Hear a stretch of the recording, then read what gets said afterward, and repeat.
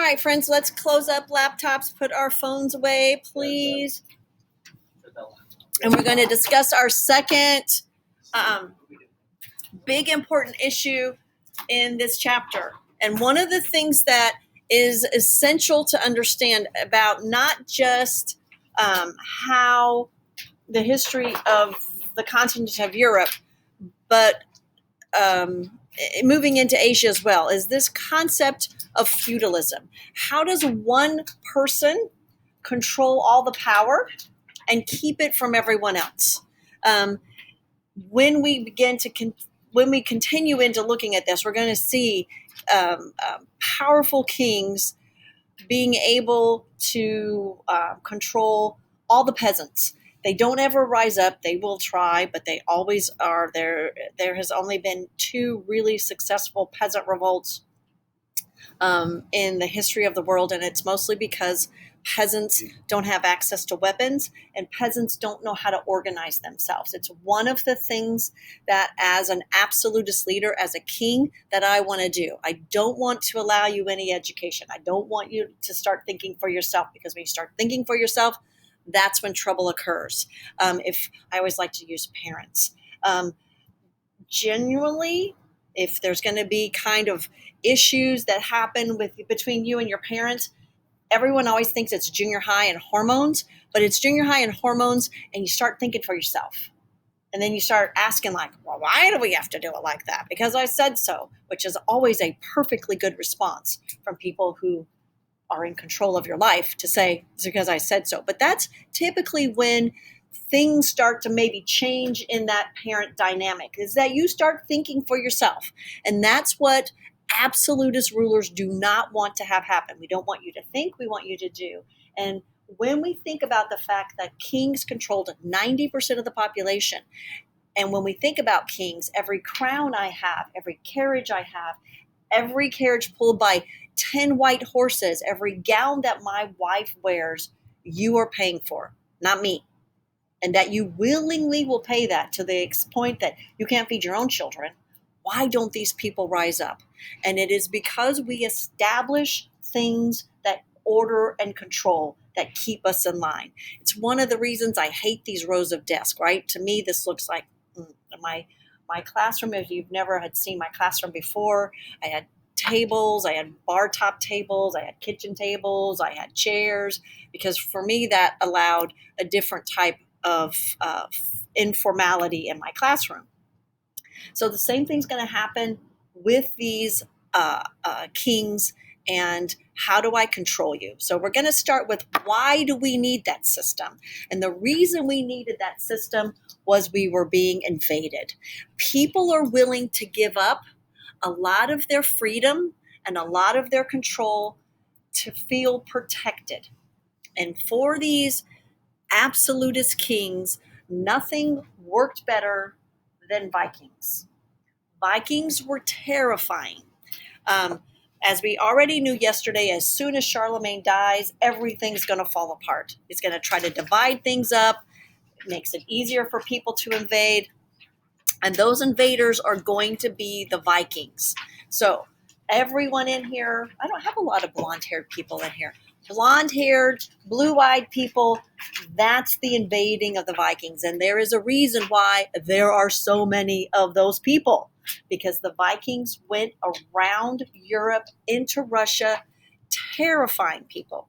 And the way they terrified people was their fighting style, which was the word berserkers. They didn't fight in lines. They didn't fight in rows. They didn't fight with any kind of regimented understanding of attacking that everyone else knew. They loved to kill. They weren't just fighting men. They'd fight women and children. They kidnapped children. And then last but not least, they violated a lot of women. A whole lot of women. As a result, they were greatly feared by everyone. To all Vikings, everyone was a combatant, not just somebody holding a weapon. So why were they doing that? Because, number one, they liked it. They loved the adventure. Number two is, as I have hopefully pounded in your head at this point. It's a whole lot easier, not morality, not according to morals, but it's a whole lot easier to take stuff from people than to make it your own. And that's what Vikings were doing. They were taking all the riches that Europe and especially the empire of Charlemagne had created. And this is how, I don't want to use the word bad, this is how corrupt that Vikings were. They were even afraid of each other.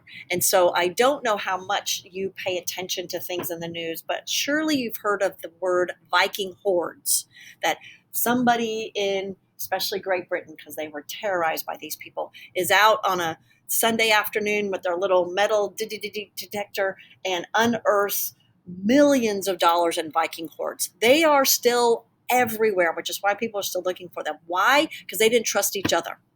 They didn't trust each other, that on the way home, getting in that boat, that one of their friends would knock them on the head and steal their stuff. So they buried their stuff to come back later.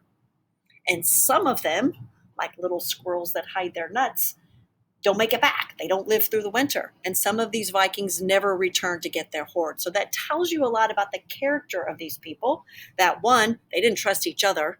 Two, they made war on anyone. And three, they found no problem with taking stuff that didn't belong to them. They were incredible sailors and boat makers, or ship makers. Their ships had a very low keel, the bottom of it, which meant they could sail on the ocean. They sailed from the Scandinavian countries to the continent of North America in a boat like that, way before anyone else does. Their boats were flat so that they could sail up rivers. So that was the fear of these Vikings. Even though you were inland, if you were on water, they could still get to you. And they do. They go deep into Russia. This picture, and it's hard to find a picture that doesn't have that stupid hat with horns. We have absolutely zero historical evidence, artifacts of that goofy hat with the horns. Not sure where that comes from. But this is a really great picture because it shows, again, a lot of the different types of things that go into a Viking. I had someone email me about this, what the shape of your shield should look like. Doesn't matter your shape, it just cannot be round.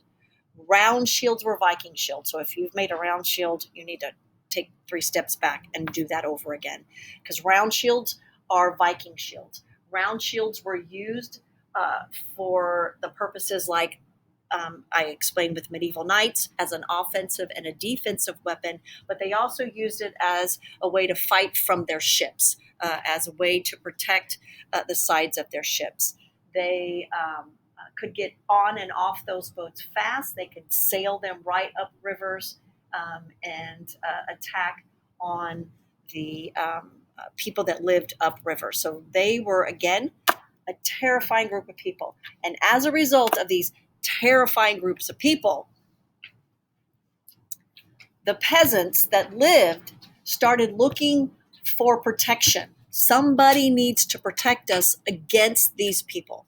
So again, they're great warriors. That is where the word berserk comes from, the fighting style of these men. They would pile over the side of that ship and just, again, go berserk. Killing, maiming, taking, bashing babies' heads up against the side of walls, throwing babies in wells. They destroyed every place that they went. And what eventually starts happening, especially in the islands of England and Scotland, is they decided to stay. Instead of that keep going back and forth, they decided it's much easier to raid if we just stay here. And so especially in England, Vikings will stay and continue raiding, especially churches. And what happens is people are asking for some kind of safety. You've got to protect us from these people. And so finally, one of the Frankish kings said, if we just give you stuff, if we just give you all this stuff, will you please stop terrorizing us? And in 911, the Frankish kings give a section of France near the Seine River to the Vikings, and this becomes Normandy. This will become one of those areas where the Vikings will settle and begin to try and create a normal type of settlement. So all this is happening. People are saying, you have to protect us.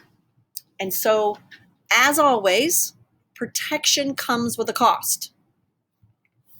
We can be a la mafia, right? And the protection can be one of two things. We can protect if I'm the mob and I'm knocking on the door of Mrs. Norris's sub sandwich shop, and I'm the mob saying, I need you to pay me. One, for protection, so nobody bothers you. Two, so we don't come and burn down your place, right? You're paying for two kinds of protection. So this is what we get in the feudal system. The feudal system is going to be what lays out the way Europe is going to look for centuries. And in some places, like Russia, almost until the 20th century. So first and foremost, I need to make sure that we understand when we get to serfs. Feudalism is based on land, right? There has to be land attached. These people are all attached to the land. It is a political system, and everybody along the way owes something to someone else. And so a vassal is the first part. A vassal is the knight that serves his lord. That's a knight. Knights and people that have sir in front of their names, they are not of nobility, right? Those titles can be granted. The queen grants those titles all the time. So if someone with sir in front of their name, they're not nobility. They're a member of the noble, but they are people that serve the nobility. So a vassal is going to get land. As my vassal, because we're getting ready to do this, I'm going to give you land because I'm the noble and I have all of it and I can't do something with all of it. So I need you to do something with it. So I'm going to give you land, and in return, you give me 40 days of military service. That's where the idea of going to battle. When you come to battle, my expectation is you don't come alone. My expectation is on that land I gave you, you round up my army and you bring that with you. So there is the lord. That's not a king. That's the noble. That's a baron. That's a duke. That's a count. Knighting his vassal. How do you become a knight? Most often it's always as a reward for doing well on the battlefield, that you have extended yourself, and I am going to reward you with this land. So the top layer of this are the nobility. It's about 10% of the population are these noble people. The king, obviously, is there. We have dukes, counts, barons, and a bishop. Now, a bishop is a twofold thing, because remember, we've been calling and using that word bishop in our discussion of the church. So bishops get to be part of that church nobility, which is where the church starts to move from how we've been discussing it as this religious thing into this really, really, really, really corrupt thing. Nobles control everything, and I don't think that's too difficult to understand. They control all the political, economic, and social power. Chivalry, that's the knight's honor to defend the church, their country, and their honor. And we'll look at that as we move closer through that. We do have a couple of aristocratic women that will be part of that, but women can only legally own property because the men are gone and all that stuff. All right, so we're going to stop there with our notes for the day, and I don't get out anything else, because now we're going to play our little game of chivalry. And Sarah, can you do me a favor and just for the sake of this, move to that. Ben, can you take your stuff off? Move over to that desk. Just yourself. Just take your body. Thank you. All right. So typically, the way I would play this little game is that I've got cards, like playing cards, and I'd pass out cards, and you would be different things. But since we're not going to move around the room, we're just going to play it like it is. And the reason I asked Sarah to move is because Michaela's sitting over here all by herself. And can you like push your desk all the way as close as you can to that? Yeah. How about you do? Just take that chair.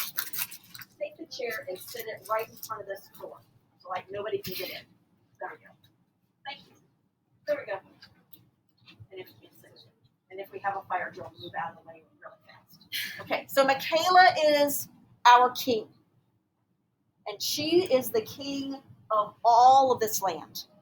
And through a series of adventures, she has designated 5 of you as her knights. Sir Taylor, Sir John, Sir Drew, Sir Ty, and Sir Jason. And behind you, turn around and look, you control all of those people. Okay? Some of you have a lot. Sir Taylor has a lot. Sir Ty, how much you got back there? 2. Not so much, right? So, my first person behind each person, so that would be Corbin, Andrew, Braden, Andrew, John. You are middle class landowners. So, and then everybody else, you're the poor serf people. Okay? So, what is a serf? A serf is a person that's tied to the land. You cannot move. You're not a slave.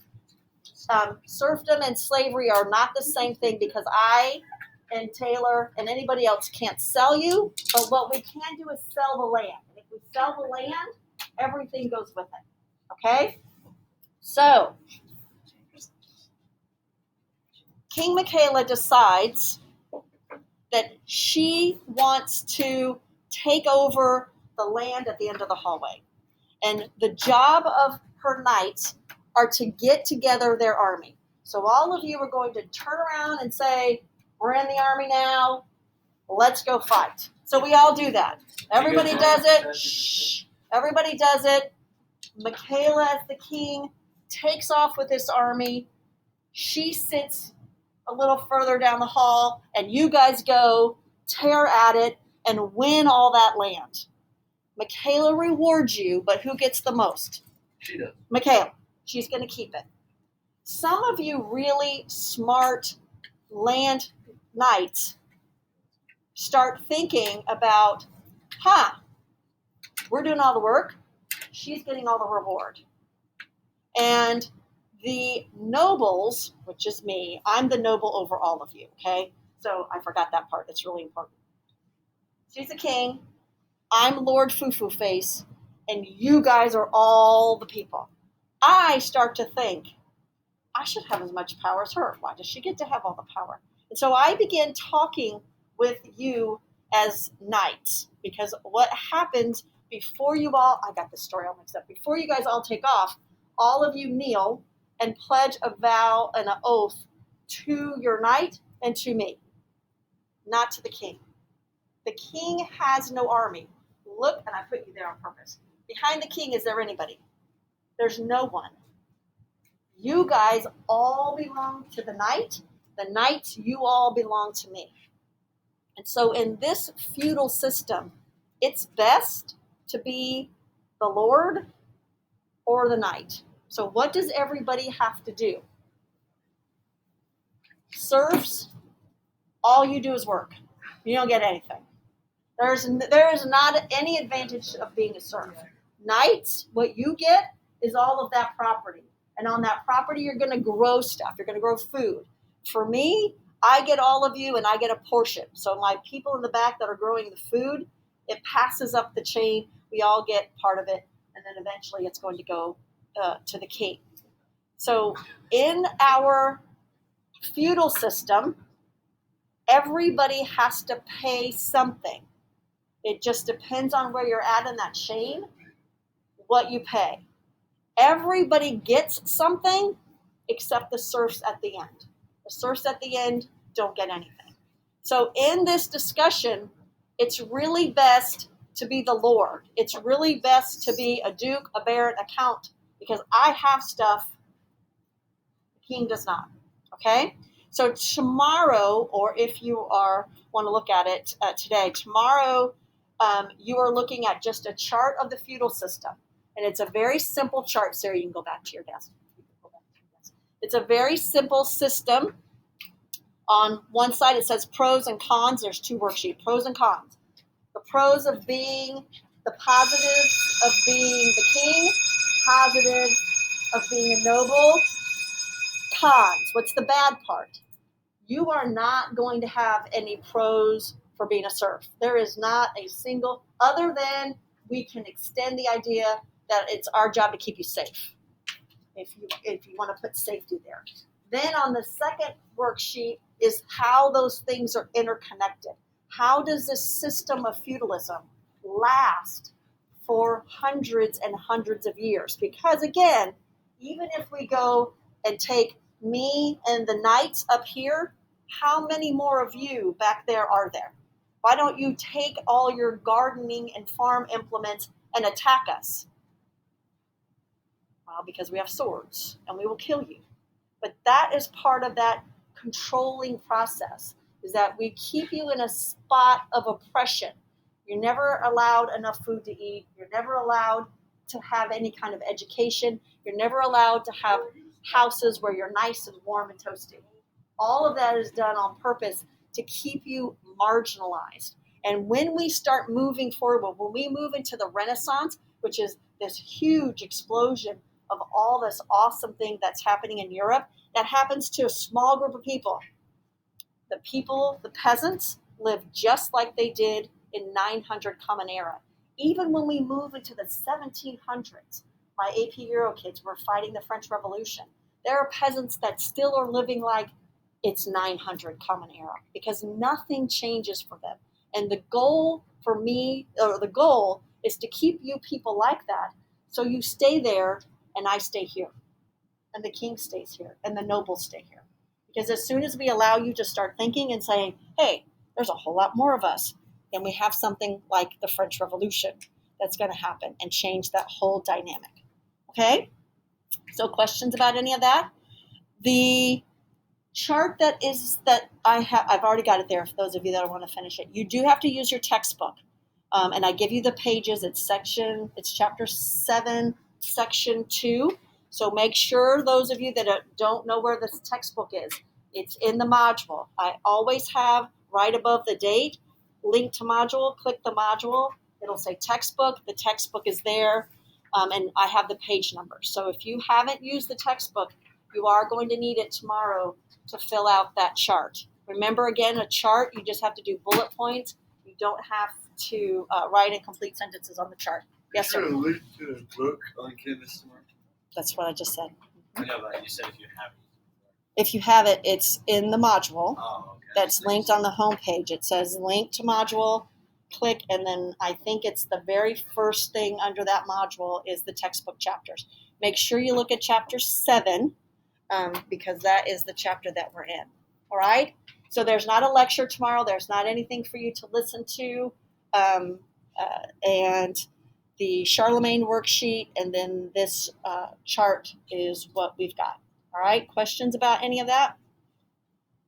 All right. Note to self, the game with the cards works a whole lot better than me doing this, because I forgot I was supposed to be the Lord, because typically that would happen. Somebody would be the Lords. Thanks for being my guinea pigs. I'll be better at it in the 6th hour.